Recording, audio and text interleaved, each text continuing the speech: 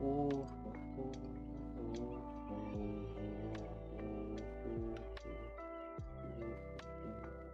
aloha there, and we're back to understanding about fashion around the Regency era.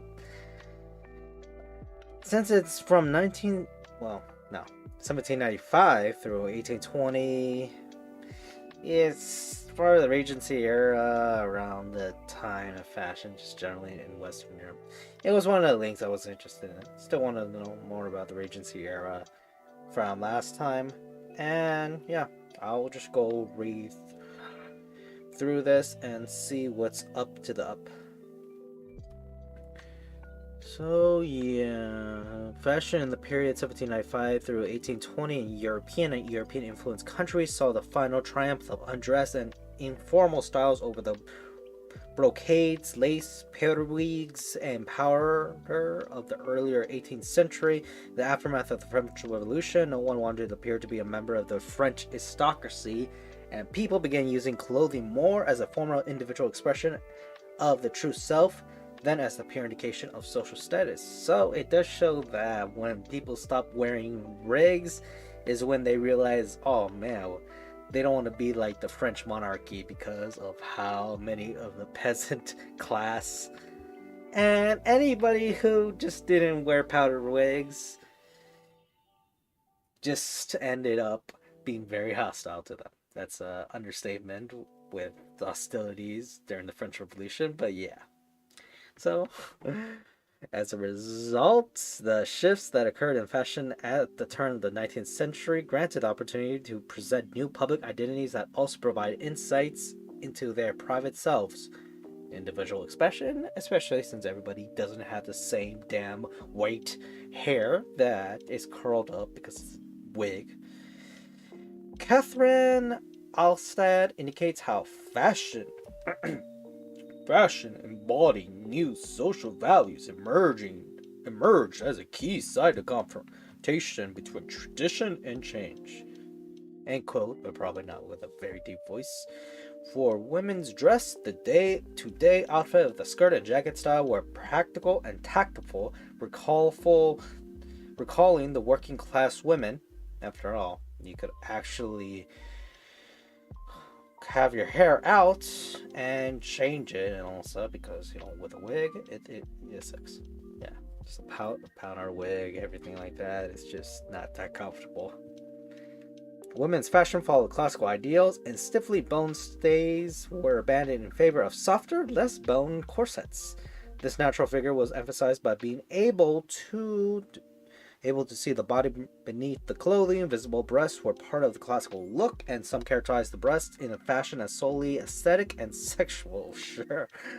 This era of British history is known as the Regency Period, marked by the regency between the reigns of George III and George IV. George III is pretty much just Mad George because, as Americans, they wanted to talk to the king, saying that they don't want to pay extra taxes. They're fine and dandy, but the king willing to stifle that to place his authority to the colonies, and because of that, he lost support of many loyalists that later become revolutionaries to start the American Revolution. And then, he died later as a insane man, so, that's part of his legacy. But the broadest definition of the period, characterized by trends in fashion, architecture, culture, and politics, begins with the French Revolution of 1789 and ends with Queen Victoria's 1837 accession. The names of popular people who lived at the time are still famous: Napoleon and Josephine, Juliet Reclaimer, yeah, I don't know how to pronounce that. Jane Austen, Percy Bysshe Shelley, Lord Byron, Beulah Bromley, Lady Emma Hamilton, Queen Louis of Prussia, or Louis of Prussia, and her husband, and many more. William Brummel introduced trousers, perfect tailoring, and unadored accumulated linen as the ideals of men's fashion. In Germany, Republican city-states relinquished their traditional, modest, and practical garments and started to embrace the French and English fashion trends of short-sleeve Chemists' dresses and Spencer jackets, American fashion trends emulated the French ones. Well, let me read that. American fashion trends emulated French dress, but in a toned down manner, with shawls and tunics and cope with the sheerness of the chemists. Spanish majos, however, rebelled against foppish French Enlightenment ideals by reclaiming and elaborating upon traditional Spanish dress. By the end of the 18th century, a major shift in fashion were taking place that extended beyond changes in mere style to changes in philosophical and social ideals. Prior to the time, the style traditions of that ancient regime prevented the conceptualization of the South. Instead, one's identity was considered malleable, subject to change depending on the clothing one was wearing. However, in the 1780s, the new natural style allowed one's inner self to transcend their clothes, especially hairstyles, because you're not wearing a damn wig. During the 1790s, that was a new concept of the internal and external self. Before this time, there had only been one self, which was expressed through clothing. When going to a masquerade ball, people wore specific clothing, so they could not show their individuality through their clothing. Especially with the drop ball, you're just representing your family and your wealth, so what house you belong to. So, but then again, does this refer mainly to the royal and upper class people? Because many people in lower middle classes, the peasants, sure, don't go to the balls. They usually will go into taverns, places like public squares. So yeah. Okay, incorporated into that natural style was the importance of ease and comfort of one's dress. Not only was there a new emphasis on hygiene, but also clothing became much lighter and more able to be changed and washed frequently. Even upper class women began wearing crop dresses as opposed to dresses with long trains or hoops that restricted them from leaving their homes. The subsequent near stasis of the silhouette inspired volumes of new trims and details on heavily trimmed skirts back into fashion. In the Regency era's complicated historical or realistic elements provided lavish stylistic displays.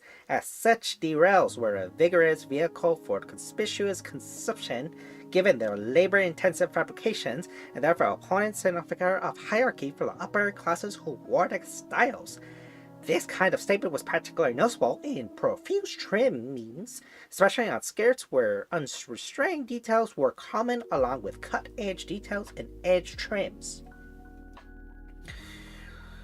I wonder if I could just transition from that voice to the Atlantic Transatlantic.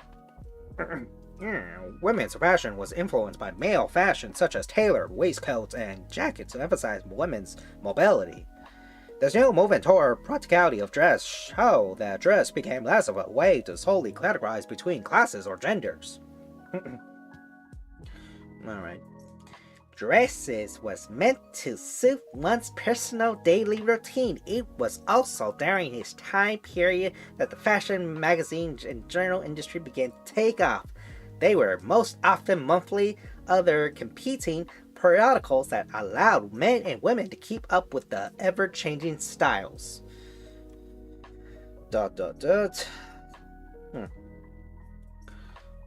Alright, now under the contents, because of how much it is, and the point is just me to talk not in detail about it, that's what I'm going to do. So, bear with me, we'll see how long this article takes. Alright, influence of the Industrial Revolution. Alright, let me skim through this. Yeah,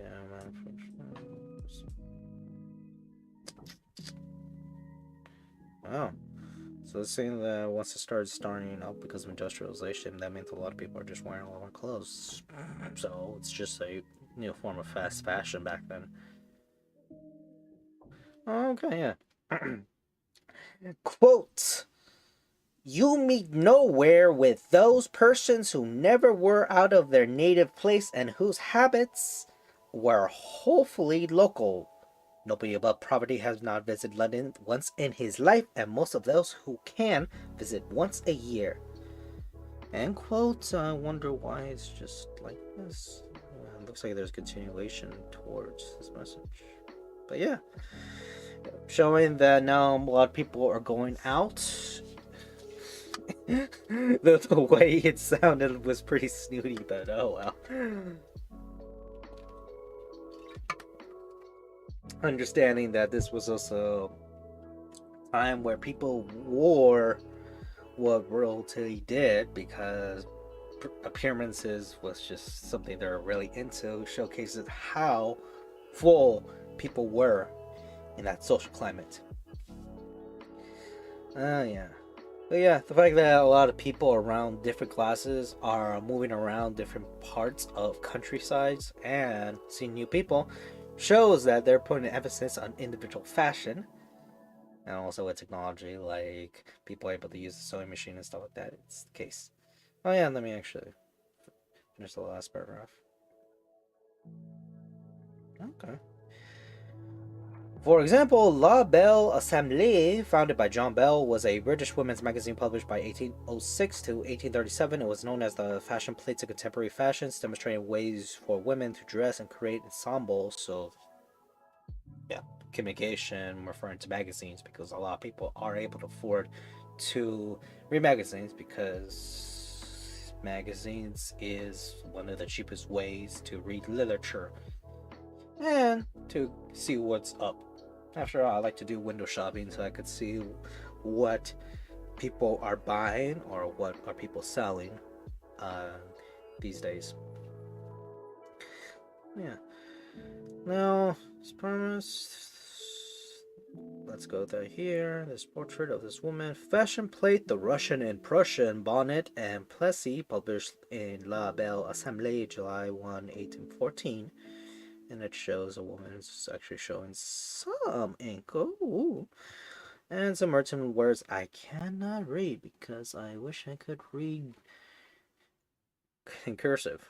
Anyway, I then go through here, looking at the pictures of a woman who looks like someone from ancient Greece, but it looks like it's just bedding. Madame Ramidi di Vernaco, well, I butchered that, and Louis David, with clothes and chair in decorator style, year 7, that is 1798 through 99. And then painting for a family of game of checkers, Jeux des Dames, by French artist Louis Leopold Boilly, 1803. And then yeah, this picture of this stylish little young man who's just has some swagger and is staring at me like a ghost. Jesus.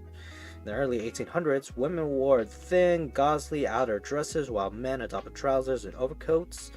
Ruterger John Shemley Pennick and his family, 1801 through 1812, by Pierre-Paul Prohon. And yeah, overcoat, which pretty much jackets and suits represent that. And I mean, women with outer dresses. I do wonder why most of them are white and not other colors, but it's probably just the cheapness and comfortability. A well-to-do family edges cautiously along a plank to avoid the muddy streets of Paris by Boyle 1803, because Paris back then was muddy, so no difference like nowadays. Again, urban streets, they're just dirty. Alrighty, fashion changes in fashion. 1790s, an age of undress, just like statues coming to life. Greek fashion started. Yeah, Greek fashion. Men's trousers and perfect tailoring, linen coats cut away in front. So it seems like women back then are wearing more blanket sheets because it's comfortable, while men are actually the ones that are stylish to be more practical and more lean and clean. I sure do like jackets. 1800s, women short hair, white hats, trim, feather, lace, Egyptian and Eastern influences of jewelry, men, linen shirts, high collars, tall hats, hair, short, wigless. Yeah, you gotta protect your hair because there's no wig anymore. You can't use the wig to protect your hair, your real hair. You gotta actually use something to cover it, something practical, at least, especially the sun. 1810s because you don't have any powder anymore. You actually have to clean. You gotta actually clean yourself. You gotta do some hygiene stuff. Just put some powder around and feel like, oh man, I don't have to clean at all. I always look my deepest. But yeah, 1810, soft, stubble, sheer, classical drapes, morning dress, walking dress, evening dress. So yeah, that's probably why they wear very different dresses. And some of them are white because it's cheapest. But gold watches, canes, hats outside? Shit. Man, they're getting styles. In 1820s, women dress waistlines began to drop, elaborate head and neckline decoration. Men, overcoats and creep suits. So women are starting to wear less clothes, and men are starting to wear more clothes just to showcase themselves. And, you know, capital wealth. And all that such. Women's fashion overview. Alright, let's get into this. Yes. Dictatorial style. Upper link, let's see. Dictatorial style was a period in decorative arts, fashion, and especially furniture design in France concurred with the decorated the later part of the French Revolution. So this portrait's important because not of the woman and how pretty she is, but because the chair she is sitting on is more valuable and it is more attractive than the woman in the foreground painting. Okay, whatever. Looks like people had strange priorities back then. Then Empire style. Yeah, Empire style is the early. Oh, look, New York. Early 19th century design movement in architecture, furniture, and other decorative arts, and the visual arts representing the second phase of neoclassicalism. And yeah, starts like this. I saw this in New York, so yeah, it's like a pretty beautiful site because it is large, big, in all corners. A Regency. Yeah. I've already gone through this. In the US, it's called Happy Days, the Happy Times. So the happy era. Emperor silhouette and dictatorial style was not used at the same time they were worn, and yeah, going through here. Yeah, it follows other things. It follows. For women, heavily boned stays gave way for the celebration of natural form.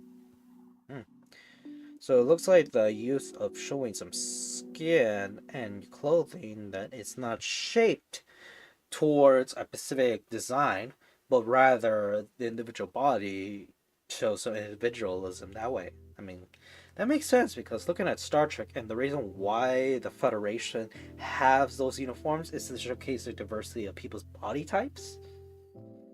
If you're curious why people wore very slim, tight clothing, Star Trek, based on there was military and then some of their in the civilian world, and then later on some features start following the Star Trek model, but also try to follow that too because yeah, some of the clothes it show this minimalist yet this grand fashion they have.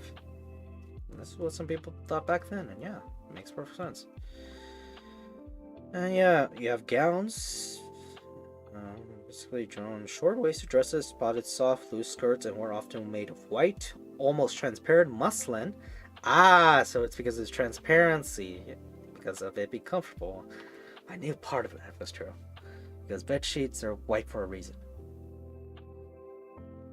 Among middle and upper class women were the basic distinction between morning dress worn at a home in the afternoons as well as mornings and evening attire. Generally, both men and women change clothes in preparation for evening meal and possible entertainments to follow.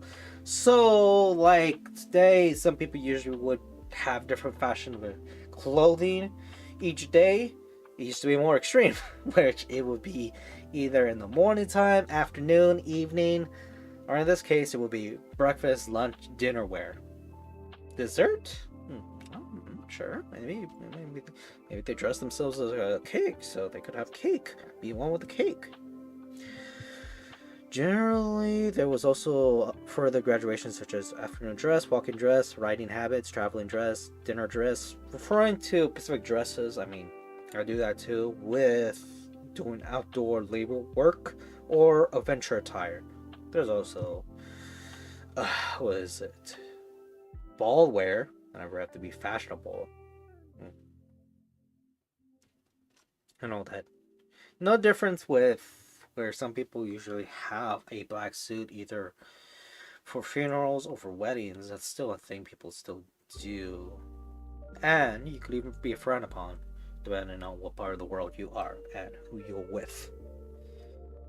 And yeah, evening gowns. They wore cut low and sported short sleeves, bare bottoms, bare arms were covered by long white gloves. I wonder what's the. It's gonna talk. Oh, actually talks about history. Or a type of formal glove that reaches beyond the elbow. Since it has its own article, I wonder what they introduce here. Okay, the lady distinguished also advised young ladies to wear softer shades of color, such as pinks, periwinkle blue, or lilacs. The green yellowish color, and mature matron would wear fuller colors such as purple, black, crimson, deep blue, or yellow because of maturity. And many women have ever embarked upon how being fully dressed meant the bosom and shoulders were bare, and yet being underdressed would mean that one's neckline went right up to one's chin, similar to dresses is weird because not many people wear dresses nowadays, and I started losing favors to more practical wears. So, yeah. Also, the introduction of leggings doesn't mean that you could actually show too much of a skirt if you do wear that. So, yeah. No.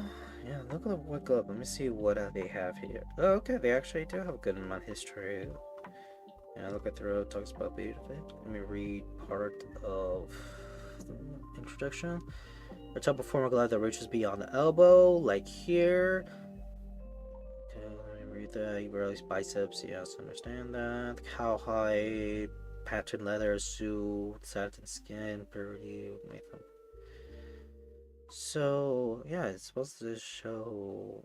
Wow, yeah, royal status. That's why some people wear it. But it looks like people started wearing it because it was a convenient way to protect one's clothing and to later become fashionable and stuff like that.